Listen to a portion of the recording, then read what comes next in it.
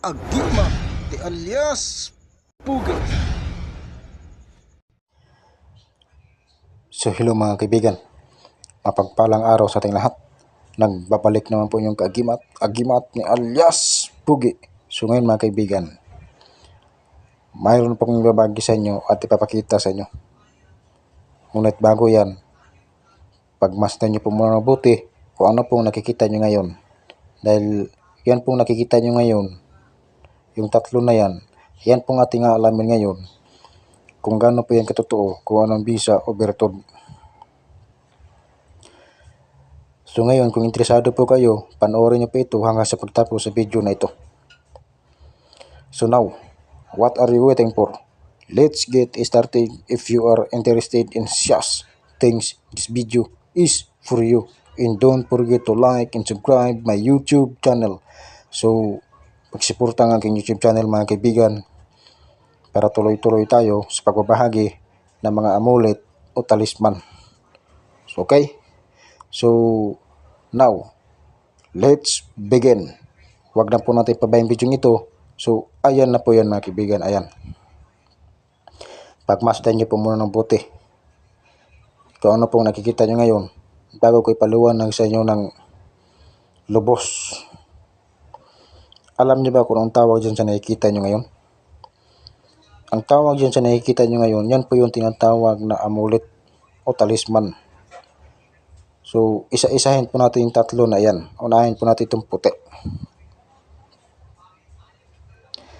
So, ang tawag po dito sa nakikita nyo ngayon, ito po yung tinatawag na bato-ara. At ang bisa po nito, o bertod, isa din po ito sa pinakamainam gamitin sa panggagamot at pangontra sa mga klase-klaseng usog, barang, kulam, palipad hangin o tigalpo. So pag meron po kayong ganito, lalong-lalo na kung legit lang po yung hawak po ninyo, na katulad ngayon sa nakikita nyo, so hindi po kayo maaaring tablan. Kahit gaano pa yan kalakas na mamabarang o mangkukulam. Kusa pong babalik yan sa kanila, yung mga ginagawa nilang kulam. Dahil ito po ang isa sa pinakamahusay at pinakamatinding gamitin at pangontra sa mga klase-klaseng usog, kulam, barang, tigalpo, mga palipad hangin, at may taglay din po itong kabal at kunat ng katawan at pangkalahatan na proteksyon.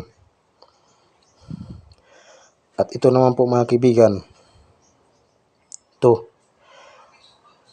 ito po yung tinatawag na laman ng mani na nagiging bato. Kung sino pong mahilig kumain ng mani sa inyo dyan, so ito na po yung mga kaibigan. So ngayon, ang bisa naman po nito o bertod, ito po ay isa din sa pinakamalakas at pinakamainam gamitin sa pangpahalina o pangpaakit, at higit sa lahat pinakamatinding gamitin sa pangpaswerte. Maganda to mga kaibigan kung meron po kayong mga negosyo o maliit na tindahan, ito pong gamitin po ninyo. Dahil ito po ang isa sa pinakamahusay at pinakamainam gamitin sa pangpahalina at pangpaakit, mababae man yan o mapalalaki. Ito po ang gamitin po ninyo. So tunayan yan mga kaibigan, dalawa yan eh. Yung isa na ibalot ko na tela na kulay pula, at ito naman po nakikita nyo ngayon, binabagi ko po sa inyo para po kayo may alam sa mga ganitong bagay. So laman po yan ng mani nga nagiging bato na. Ayan, pagmasdan nyo po muna mabuti. Ayan. Katulad din po ito ng buto lang nangka. Ayan.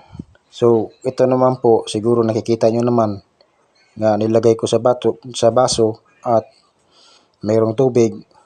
So, ito pong nakikita nyo ngayon, ito po yung tinatawag na mutya ng tamilok. So, pag mayroon po kayong legit na mga ganitong bagay,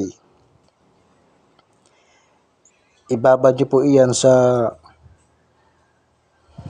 baso na may tubig, katulad ngayon sa nakikita nyo, at pagkatapos inumin.